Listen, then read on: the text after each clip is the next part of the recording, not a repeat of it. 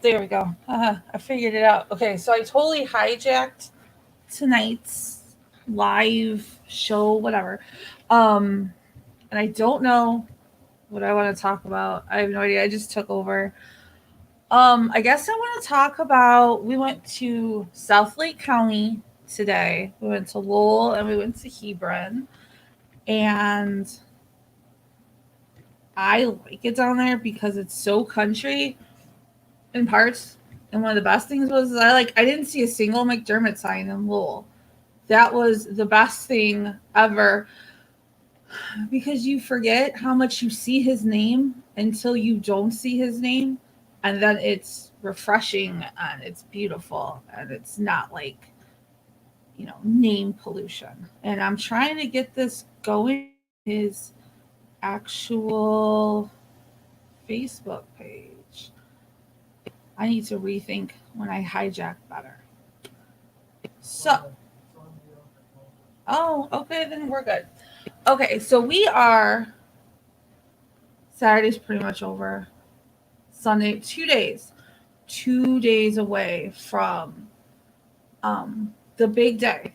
I know a lot of people have voted early.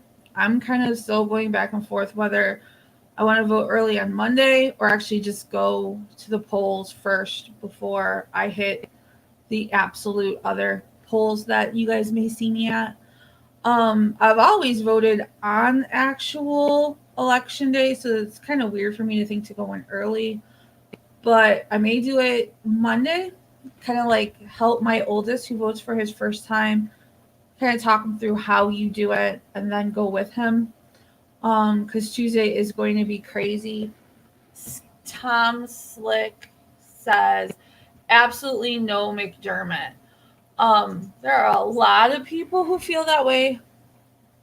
Republicans, Democrats, Libertarians, Green Party. We wanted something that would unite us, and I think we found it in McDermott. I just worry that his reach is deeper than we think. So I what happens if he loses on primary or general, doesn't matter. He's going to want a recount, a hand recount, a paper recount, a Supreme Court recount. He's not going to accept a loss. So we may not know who the Democratic winner is or the winner of the general is for a long time. He is not going to take it sitting down. Jack says, hi, Liz. Hi, Jack. I took over. Figured tomorrow and Monday are going to be crazy enough. I'll just give him a break and take over. Not doing a live just was not an option.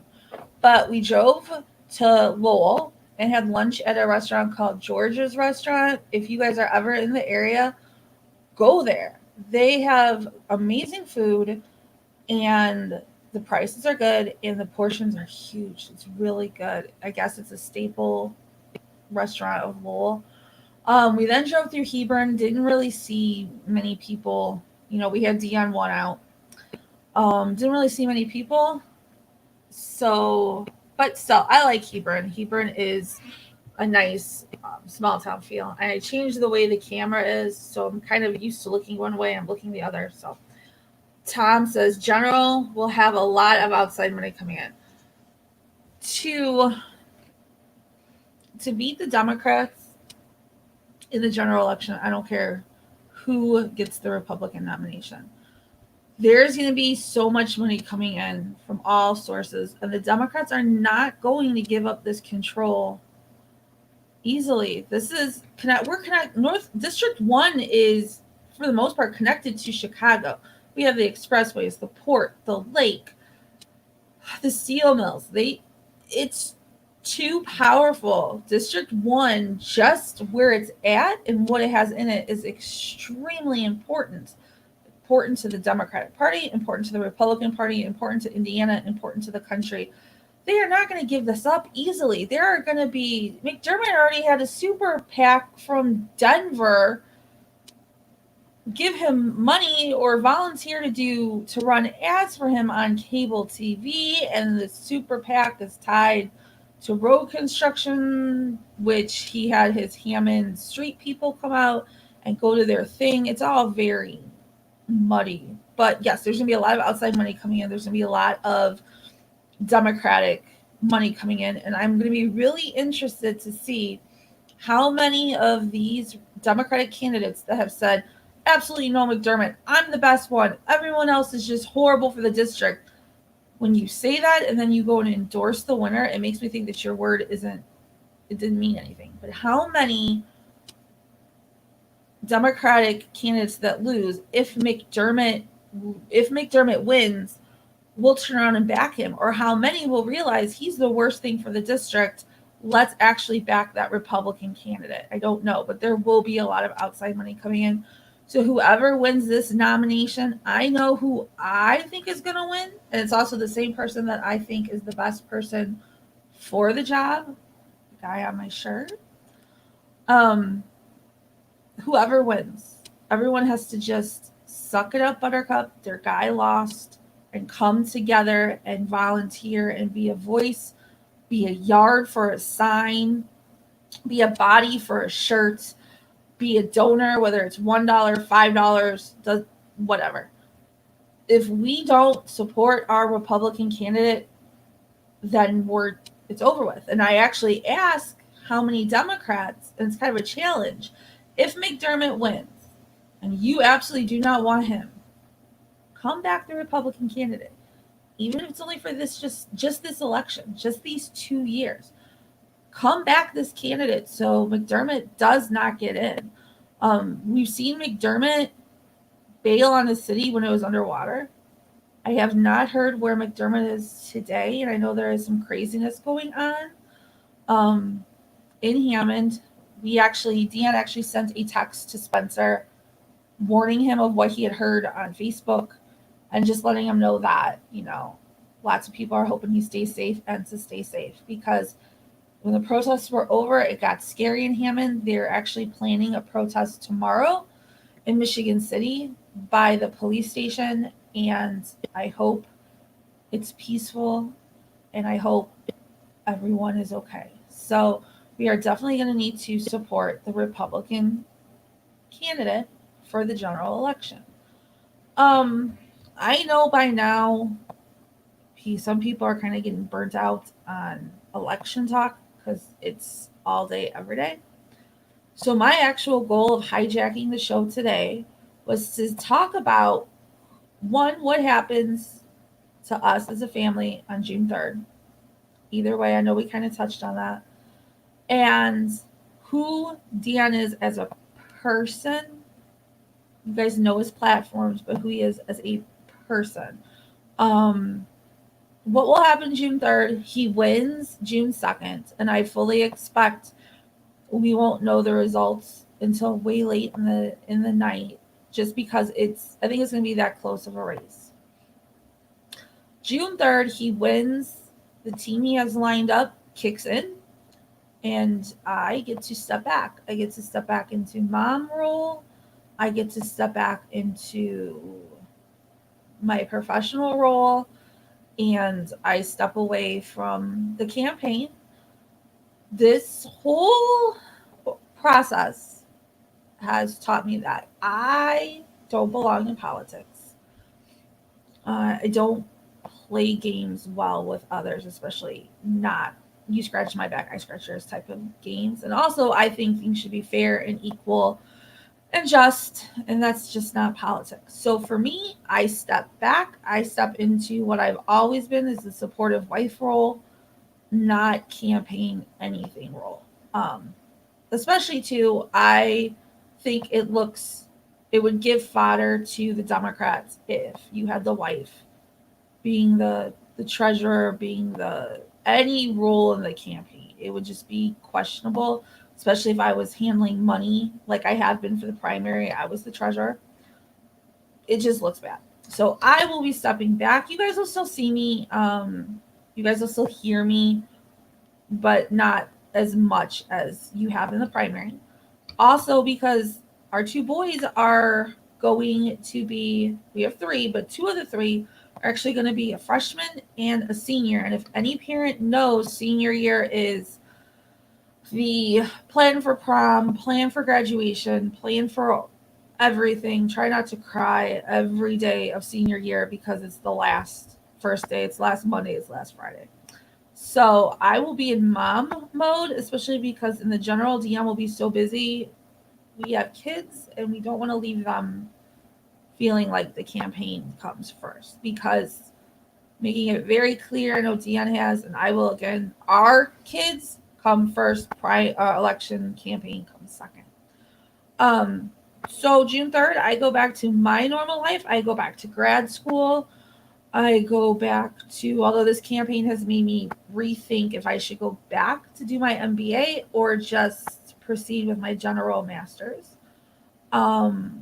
When this whole COVID thing calms down, I will start the process of being a court-appointed special advocate for children who are abused and going through CPS.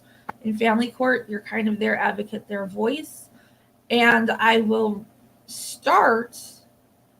I wanted to get involved with Special Olympics for a while. I will actually start the process of seeing how I can become a coach or assistant coach with Special Olympics.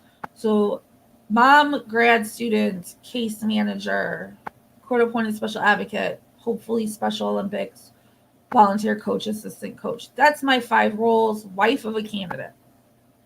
Dion still does Dion's daily dose, handling his own social media. That nothing really changes with him except we're in the big time and it's going to get crazy. Let's say June 2nd doesn't work out and someone else gets the nomination. He calls it, he kicks the sheets, which means, lick your wounds and realize that, and we realize this now, no matter how many votes we get, be it 10 or 10,000, it's an honor. It means that each one of those votes is a person, and that person believes in us. That person believes in what we know Dion can do for the district. That person believes in Dion. That person believes he's the best choice. He's the best choice to run in a district that he is going to have to reach across those party lines and turn undecided voters, independent voters, people who are tired of the Democratic Party and have finally realized that the Democratic Party that was my grandparents' and my parents' Democratic Party no longer exists. And now they're feeling lost. We're going to need a Republican candidate that can turn them and open their eyes and realize that Republicans are not the evil, rich, out for themselves, all the negative stereotypes of the party that you hear. Can it be done with the other candidates? I have my opinion. I think no. I think when you have a man as a correctional officer, not only are you law enforcement, and people seem to forget that jailers and correctional officers are still law enforcement. Jailers work with the people from arrest time to either prison or free. And they also deal with them when they're going through the stress of trial.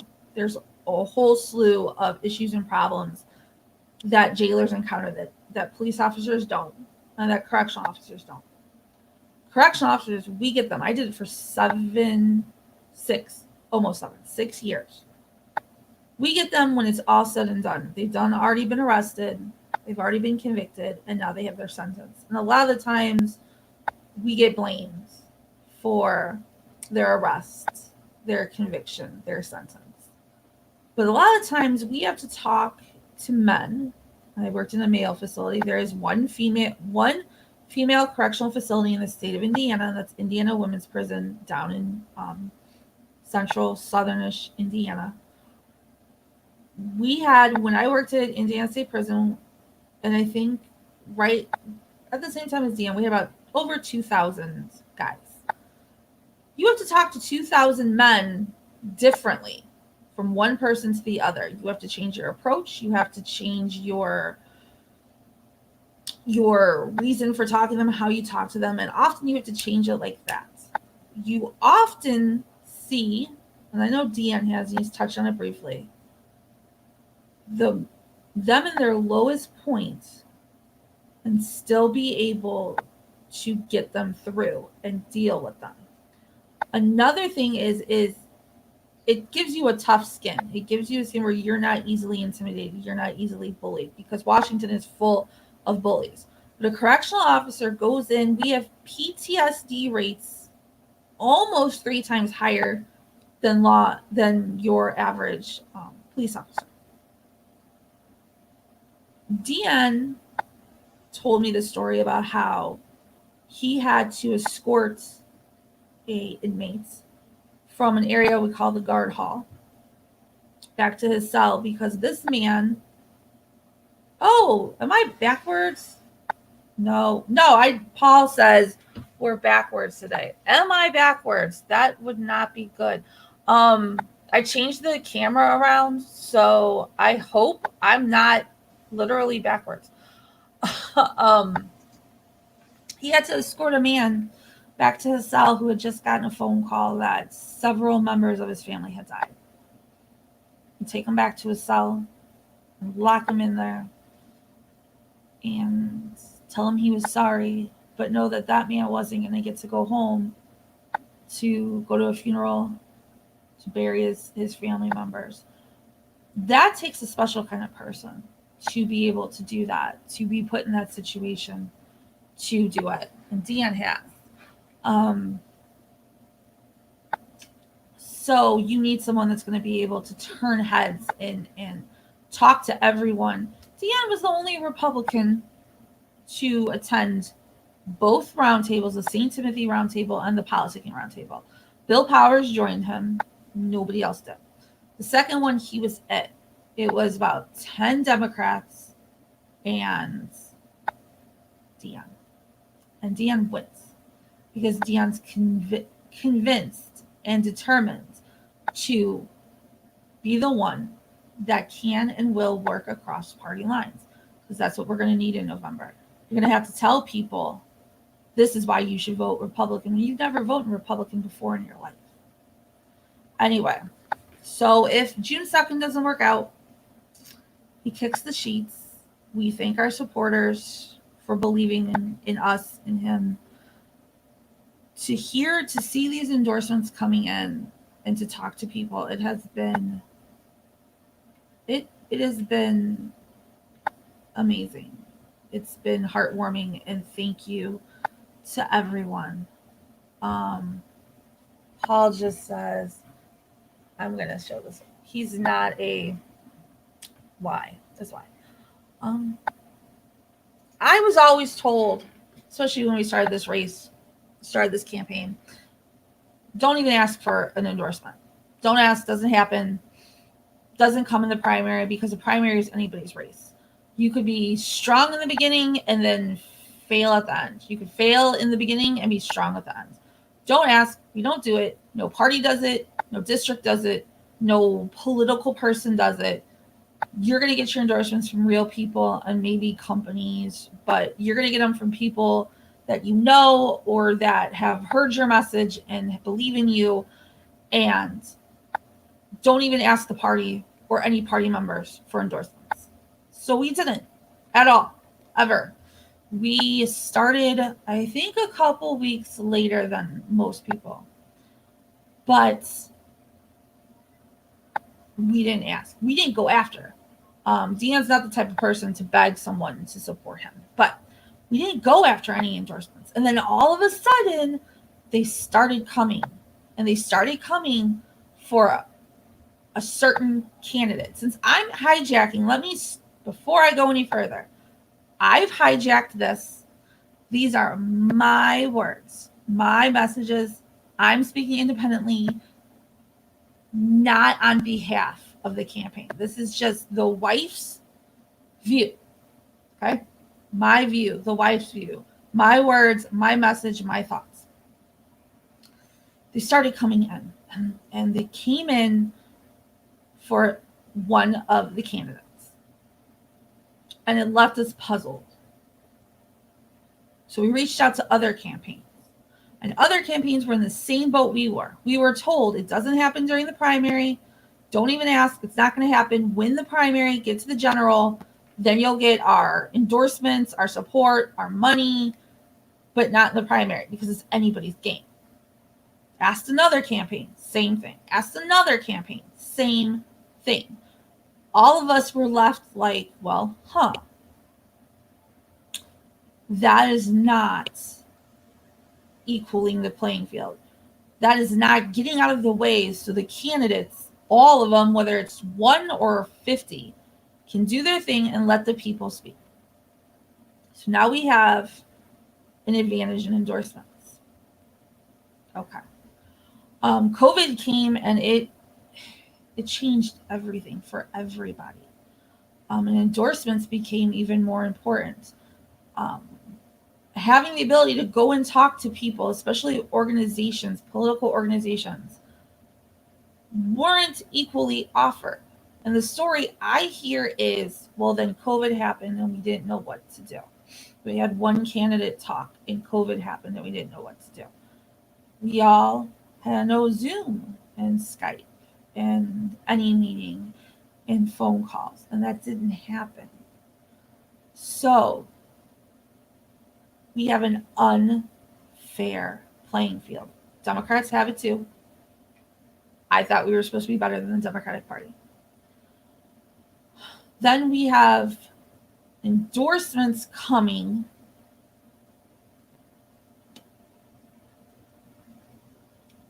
I hesitate to finish. Okay. Everybody has supporters of all walks of life, whether it be Mervan, McDermott, Mark Leva, Dion. We all have supporters. Supporters can say whatever they want and be whoever they want. Have whatever past they want. Supporters are supporters. Then you have people that actively work and help your campaign. And in my opinion, those that you have working with, helping, being the mouthpiece, giving you endorsements that you make public should be vetted, should be checked out, regardless of party. If you're going to have a worker that walks with you and endorses you and you share their endorsement, you don't want that endorsement or that worker to be used against you in the general. And that's happened. There are candidates, both sides, and it drives me crazy, that are the most questionable, the most easiest to be used against you in the general, just based on who they are, especially if they've given you an endorsement and you are happy to have it and you broadcast it and you say, this is my supporter and he's helping my campaign.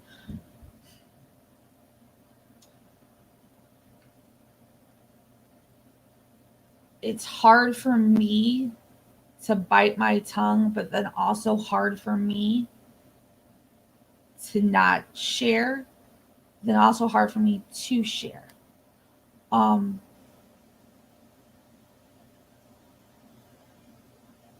You're watching an existential struggle on camera, and I guess I hate vagueness. Okay.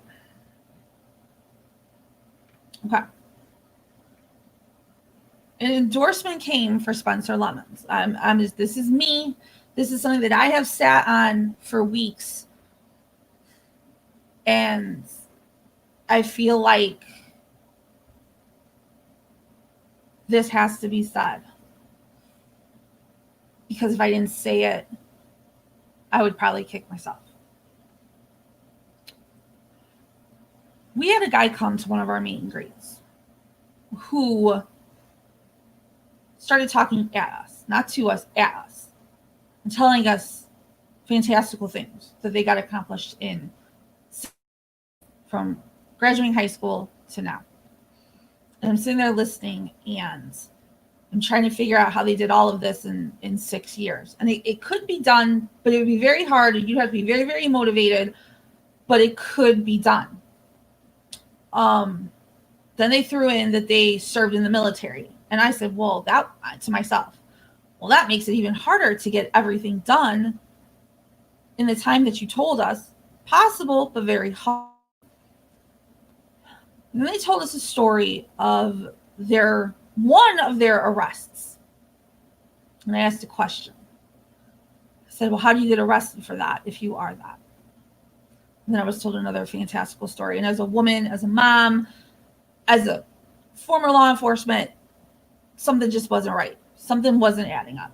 So I just started listening, asking questions, but I was always talked over. They left, and I Googled. That's what I do. I always do it. I think if anyone's going to, as this person said, they were going to help our campaign, then they need to be at least looked at to make sure that they are safe. They are, not, a mass murderer. Before he left, he told me a story of he didn't have a job. He couldn't find a job. So then I said, well, the industry I'm in, they're always hiring. He says, well, I can't work in the industry you're in because my uncle owned one of the companies that you work with, and I basically stole from him. A company that works with people with intellectual and developmental disabilities. He stole from and was perfectly okay with telling me. So now I'm really inside going, He leaves. I Google him. I simply entered his name into Google, and up popped everything. So I then went to Odyssey Case Management, which is the case records for Indiana. Anytime you go to court, whether it's for a speeding ticket, whether it's for a collection, whether it's for a crime, every time you go to court, your court record's in here for the whole entire state of Indiana. And a lot of other states use it too. I simply put in his name. Everything was found public records, and there was everything. This man stole from a company that serviced people with intellectual and developmental disabilities, my industry. He stole, and he stole more than he said he did. This man was arrested for impersonating a police officer for pulling a woman over at night of a scooter. Pulled her over, pretended to be law enforcement, wanted her social security number and her driver's license. She didn't feel comfortable. She didn't feel like it was what a police officer would do. So she called 911. The police came. He was drunk. He was impersonating a police officer. And according to the newspaper articles, zip ties and handcuffs were in his truck. According to the newspaper article, they believe this was not the first woman that he had pulled over. So how do you get arrested for impersonating a police officer? If you are a police officer, you can't. You don't. He was impersonating a police officer. Keep scrolling, and you see driving while suspended, as far as I can see. Operating a vehicle while intoxicated. You see another charge for having a handgun with no permit. The newspaper articles, he stole from the company that services intellectual disabilities, stole a TV, a space heater, a projector, and his laptop. And he's helping Spencer's campaign. He said that he was the campaign director for John Cannon.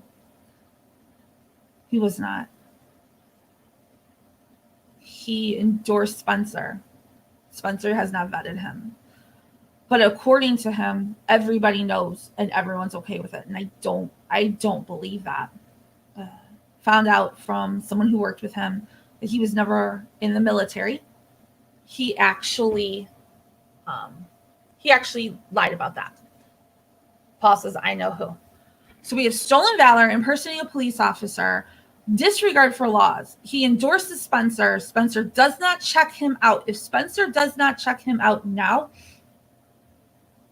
he gets to DC and he gets surrounded by lobbyists and a lot of shady people. If he won't check people out now, when will he? That endorsement, that man I'm talking about, is probably one of his most vocal supporters. This man is also, anytime he thinks that I'm talking about him, blows up my private messenger. If you want to know who I'm talking about, look for which precinctman candidate, he's running for precinctman, endorsed him, and that will tell you your answer. He knows I know this. He knows that I've been going back and forth about making it public. What I know from him. What I know is what I know from him telling us this face to face, as well as going into public information.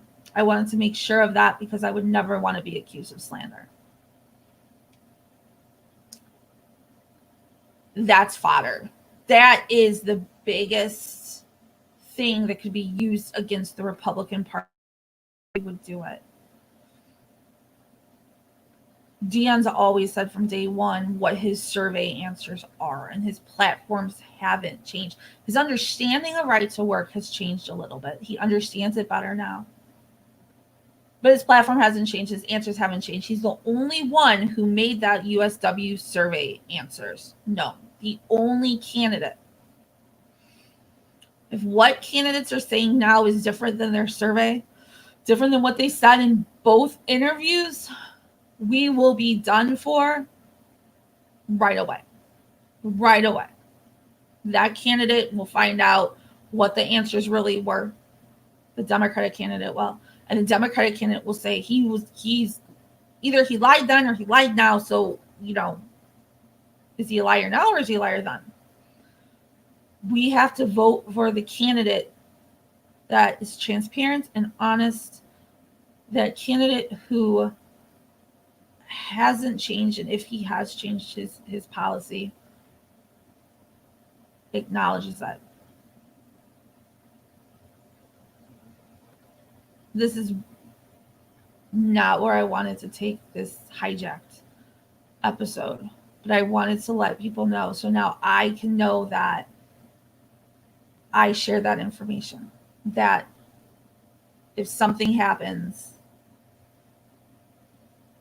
I'm not going to be sitting there going, oh, what if I had told? Oh, should I have told? I told.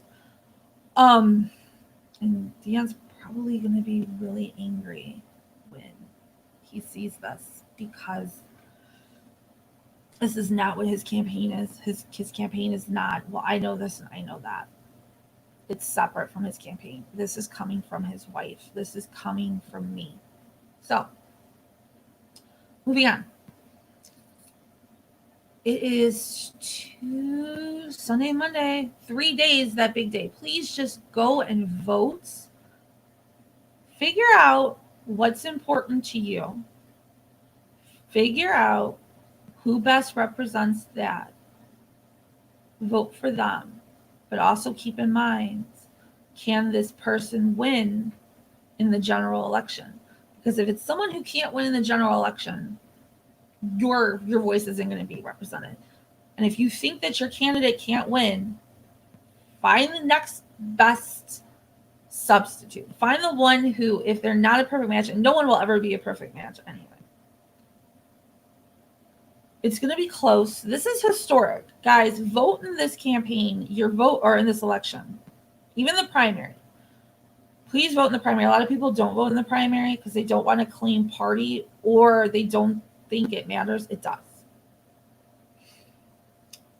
Voting in this primary, regardless if your person wins or loses, you're taking part in an open seat.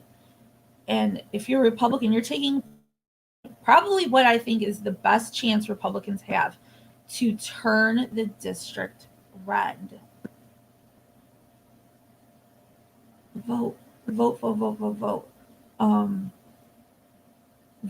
early. Early voting is still going on till Monday. Tuesday, I think Monday at noon it ends.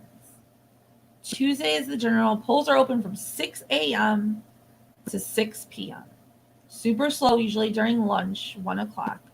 So if you can duck in there. A lot of jobs will give you time to be a little late to go vote. Check with your job. Vote before 6 a.m. Vote before 6 p.m. Just go out and vote. It's easy if you've never voted before. You just hit and turn the state gold. Turn the state something other than blue. But voting, you just press the button next to the name of the person you're voting for, and then before it's submitted, it'll ask you to review it, and you review it, and if it matches what you wanted, you hit the big red button and you voted. And it's easy. It's easy peasy. If we've been under blue management in the House for 90 some years, Pete Wisklowski for 30, but Democrats for 90, ask yourself, are we the best district? Is this district even what you would consider the best of the best? Because according to the Democrats, they're the best of the best. They know everything. They know how to fix everything. Insanity is doing the same thing over and over and over again and expecting different results. Voting Democrat over and over and over and over and over again and expecting different results is the definition of insanity. We are not insane. Our district is full of smart, educated, wonderful people. Don't keep doing the same thing and expecting different results because they're not going to happen. That'll never happen, no matter what some say. Turning the state gold or not, turning the district gold, the state gold, or not turning the district blue. I think it can happen. Anything can happen. My God, people, if Donald Trump can be elected president, love him or hate him or okay with him or however you feel, think about it. Think about when you first heard that dude back there was going to run for president. People thought he was out of his mind. People thought there's no way that'll ever happen. It can never happen. Blue. They thought he was out of his mind. I mean, some people still do, but for the love of God, I wish he would just text good morning, everyone, and go silent and then let people freak out. Before the primaries, Donald Trump, there's no way. Then he won the primary. We're facing Hillary Clinton. The machine, the Clinton, there's no way. The polls said it couldn't be done. It wouldn't be done. He's wasting his time, and it was done. Anything's possible. He should be your inspiration to accomplish any dreams you have in life, because if he can become president, you can do anything too. We can do anything we want. There's no limit. The only limit is us. The only limit is what we don't put our mind to. If he can become president, we can turn this district red. We just need the right person. If he can become president, we can win the primary. We can win the general. We can finally show that. Think of all the Democrats candidates running. Lawyers, wealthy, successful, and that's great. But not a lot of them are regular people. Look at the Republicans, all of them. Bill Powers is an adorable 80-year-old man who was in the Air Force before it was the Air Force, it was the Air Corps. Regular guy. Mark Leva, regular guy. Mont Hanley built a business, made a success for himself, but is a regular guy. Spencer, regular guy. Dan, regular guy, regular dad, regular person. Delano, regular guy. Nobody's rich. Mont is, but he had a business, but I wouldn't say he was rich. Nobody's establishments. Nobody's a millionaire. The Republicans are the regular people. The Democrats are the elites.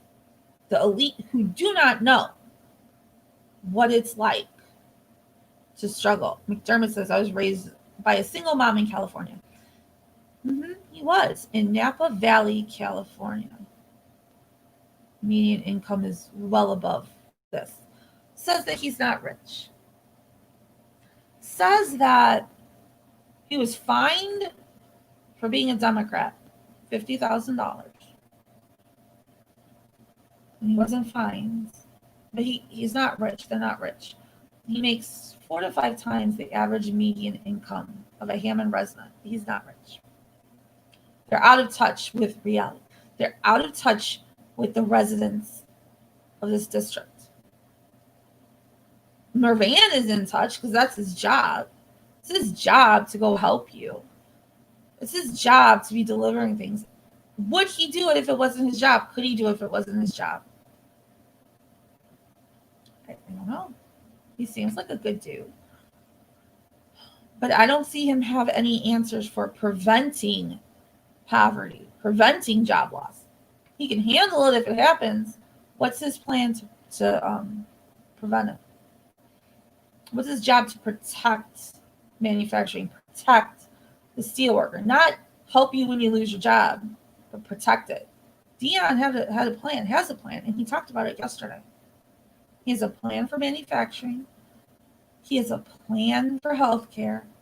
He has a plan to put my industry and those men and women who give everything they have for their consumers, for their people who get services, on a career path to improve their life, to improve their income, to make a DSP a career, a college career, a career path, which means anyone who's getting services will get better care because they will be better trained and better paid.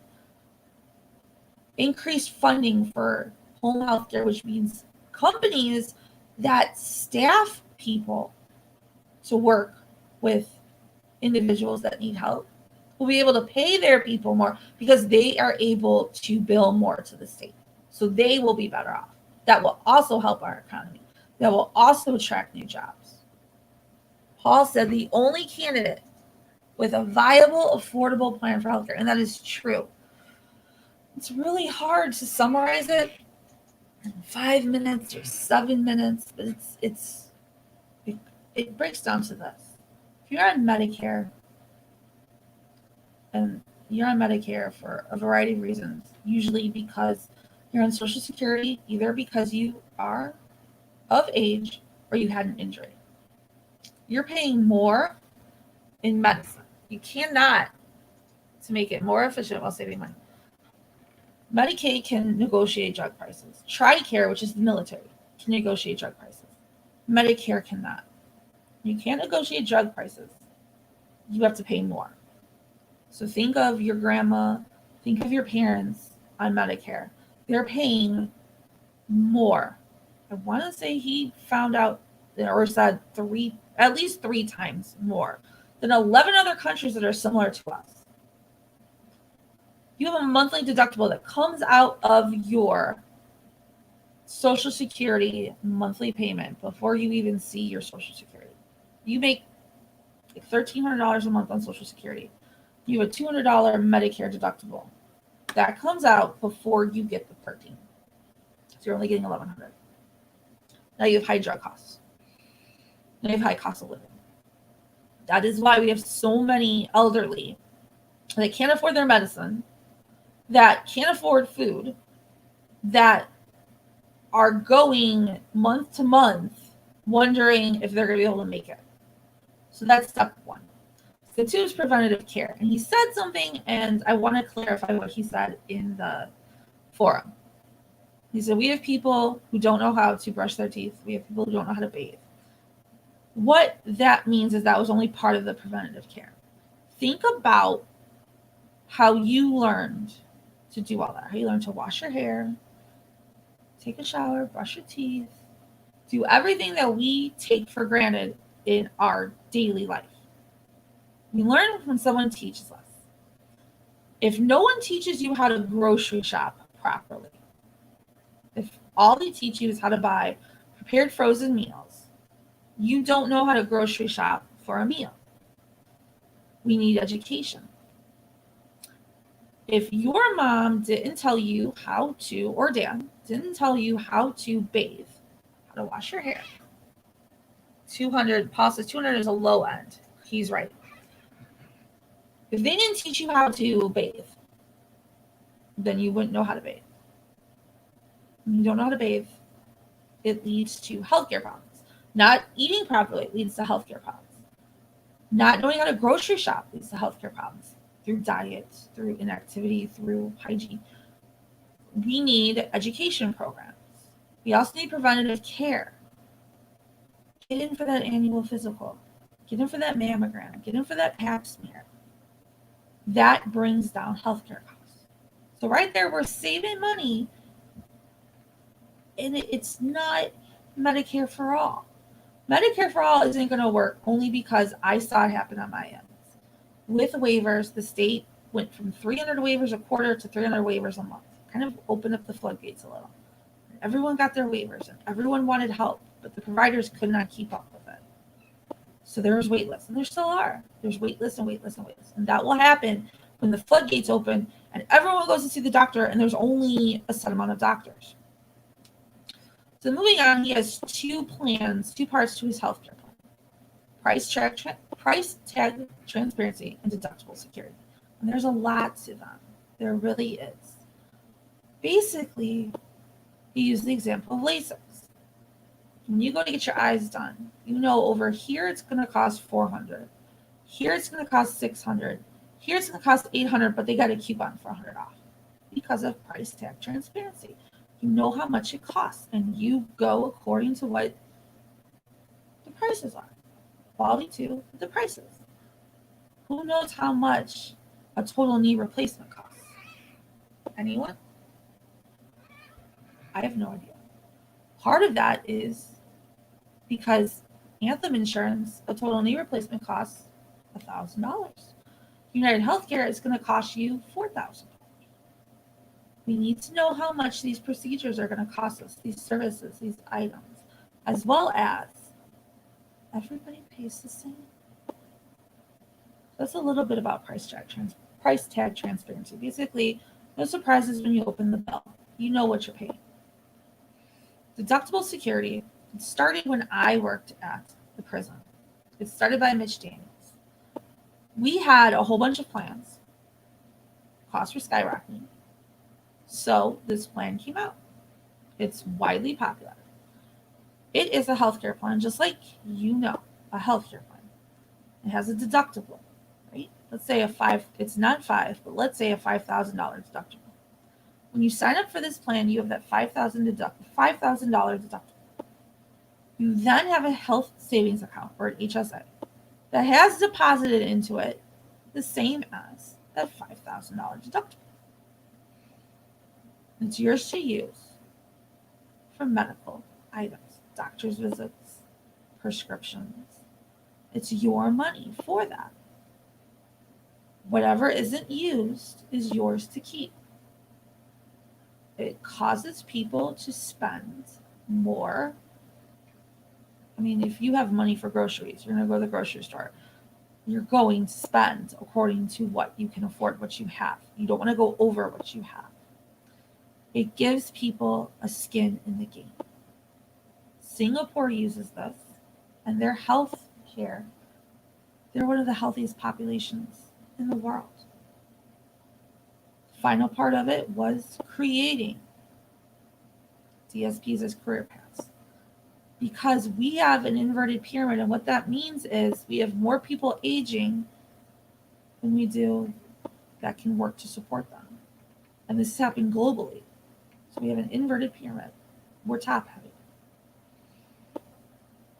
Our parents are going to age. We're going to age. Our family and our friends are going to age. And they're going to need help. They're going to need home health care. They're going to need, if they don't, by the grace of God, they don't, and that is a celebration. But they probably will. Dementia, it happens so much. It happens to everyone. That's on the rise. But right now we're facing a massive job shortage, about 1 million jobs. If they aren't trained properly, they're not giving proper care to your mom, to your dad, to your aunt, to your uncle. A traumatic brain injury. I have an individual who has a roommate. Let's call her Sally. Sally was fine. Sally graduated college. Sally was earning her PhD in pharmaceutical studies, pharmacological studies. One night, Sally was driving and got into a car accident with a big truck and suffered a traumatic brain injury and other injuries, just like that. No more PhD. And Sally needs help. Sally needs services. We need to make sure that the funding is there so the providers can pay their people more. We need to make sure that that population is taken care of. And there is not one single candidate on either side that is willing to pick up the torch and be the champion for the aging and the disabled, for the most vulnerable of our population. Deanne also wants to create a registry, just like nurses have. If you have abused, neglected, or exploited somebody who receives services, you go on a registry so you cannot go from provider to provider to provider. Nobody else wants to do that. Nobody else. People say they want to be a voice. They want to be the conservative voice and remain silent when we are attacked. If you can't be a voice now, when can you? And it just comes down to who wants to be that voice. Who do you want to be that voice? Who's willing to be that voice? And that is my little soapbox thing is in no means meant to single anyone out, or if I have brought up someone you're supporting to make you feel alienated or anything like that. It's my Liz opinion, because if Deanne doesn't win, come November, I'm stepping in that voting booth as a voter. And these are the things I'm thinking. These are the things I'm feeling. These are the things that I'm wondering about. And when I go in and I look at so-and-so for Democrat and so-and-so for Republican, I want that Republican to represent my voice. Democrats will say that they care about everyone and they're there to fight for everyone. We have to make sure we can match that on the Republican side. We have to make sure we have a Republican candidate who says, whoa, you're not talking about this. Here's my plan. You're not talking about this. Here's my plan. Because we got to turn the heads that haven't been turned in 90 years. Heads that haven't been turned in 90 years. If you keep your head to the side long enough, turning it back is painful and hard. That's just if you sleep wrong. So when you get to be almost 40, that happens. These heads have not been turned in 90 years and are determined and clinging on to the dream that the Democratic Party still cares about them. Who's going to be able to turn that head? If you haven't voted, when you go and vote, think about that. And vote for the person you think can. Vote for the person who you think is going to represent everybody in District 1. Democrat, Republican, young, old. Who's going to say, you know what? I'm tired of seeing my kids stress out during ISTEP week. What can we do about that? I'm tired of teachers having to teach tests. What can we do about that? Paul says we need a minimum requirement of training for personnel in the med industry nationally. And I agree. Who's going to go to DC with that? So many people in this district work in the healthcare industry or receive services. Who's going to be their voice? Who is going to be able to turn that head and tell them that they should turn it and actually get them to turn it? It's up to you. That's what you think. We're at 54 minutes. I hijacked it. Thank you guys who are watching for sticking through this with me. Deanna will be back tomorrow. This will probably, except for our event that's still in the works for after the election or election nights.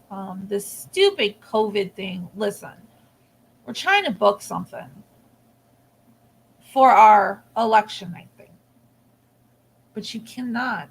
We want to stay close to home. We want to do a Michigan City business because we're on stage 3 and it's a limit of 100 people. Business to reserve 20, 30, 40, 50, 60, whatever people. Turn away business and not have that many people show up. So I'm actually working on that. I don't have any details yet, but when I do, it will be shared. Me on screen this is probably it. You may see me like in a live at the party, like, hey, this is 99.9% it. I have thoroughly loved and enjoyed coming on here and talking to you guys, and you guys listening to me is much appreciated. Paul is an amazing man who will listen to me ramble about anything. And I will tell you, Paul, just how good that coffee is. It is so good. You need to go get some. The rest of my night tonight will consist of mom duty. And then once the oldest is home from school, I'm cracking into that Chernobyl. I haven't decided which one yet. If you guys have not been to Manic Meadery in Crown Point, George's Restaurant in Lowell, I'm going to go with the Meadery. Go. Their tasting room, I hear, is going to open up in the next couple weeks. Do yourself a favor and go. They have great cider. They have great mead. Mead is a honey wine. It's very sweet, but they also have not so sweet ones. Go check them out. I went to high school with Tony, one of the owners. He's a great guy. For someone who's afraid of anything, I was, and here's why. There are trolls out there, and there are a lot of mean people, and I never once wanted to go public. I have PCOS, which isn't always the best thing, and I know a lot of women who hide because of PCOS and their effects. So going public was never ever my intention. You guys have been awesome and have made it fun, so I don't have a problem with it. I don't have a problem speaking my mind, but going on camera, I still won't watch myself do it. But so you guys have been awesome to our supporters from the bottom of the wife's heart. You guys are amazing, amazing. When Deanne said I want to run, I actually told him Pete Wiskoski was retiring. I saw it in the newspaper, and we actually told the Lake County Republican, like no one. It was like it blindsided everyone. I wasn't sure what we were to get ourselves into, and I was scared. I'm a mom, like we're opening up a can of worms. The people we have met that have supported us are amazing people, and I'm so glad that I got to meet you guys and talk to you guys and know you. And I want to keep that up even after. If this all ends June 2nd, it wasn't what we were meant to do. It wasn't what he was meant to be. And that's not the last you've heard of him. If we make it to the general, she used the phrase balls to the walls. We're in on this. I'm going to become the supportive wife. I'm not in the campaign anymore after June 2nd, I'm going around. You might see me at the polls. You may not. There's a lot of polls, and there's only one of me and one of him. Balls to the walls we're in. But if God hasn't said that this is what he's meant to do, it's not what he's meant to do. There's other plans in the works. But it's not going to be the last you see of him. He's still going to do this, and then I'll probably jump in as just Liz from Michigan City. Please support whoever wins. I cannot stress this enough, and this is how I'm going to end it. Vote for your person. Vote for Deanne. But whoever wins, serious talk, whoever wins is going to need us to come together to make this happen. Let's do that. Let's make sure whoever endorses candidates are the best of the best.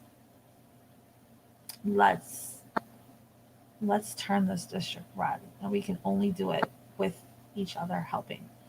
Paul says that he is passing out flyers on Tuesday at his county building for us. Thank you, Paul. I will be starting the day in Munster. That is my hometown. That is went to elementary school, middle school, high school there.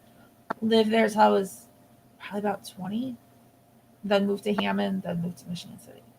Um, I'm actually starting one of the polling places is the church that we got married at. So I'm not going in, obviously, because I'm not voting, but I will be there. So going there will be a fun experience for me, and hopefully talking to some people. And then my plan is the church I grew up in slash got married at, Fair Meadow. It's a Nazarene church in Munster. Start there, go to the high school, then go to the library, and then I'll be leaving Munster to go to Highland or Griffith. I haven't decided yet. To end up in Lake Station by like noon, then hit Porter County to end up in Long Beach by like 5, and then end there. We want to end where we began. We began out here in this little sliver of our district on the east. This is where we started. This is home, so that's kind of where we want to end. Dion 1 will be out tomorrow driving around. If you see us wave, I don't know where we're gonna be yet, but um, we will let you guys know when we're doing it. If you see me at the polls on Monday, wave, smile, all that good stuff. Um, as soon as I know about the after events, I will let you guys know. Thank you for listening to me for an hour and 1 minute, and all the other times. You guys are great. I appreciate you. I thank you. I love you all. You guys are amazing. We are an amazing district, and I've been here my whole life, and I don't intend to go anywhere. Thank you all, and that is it. Bye.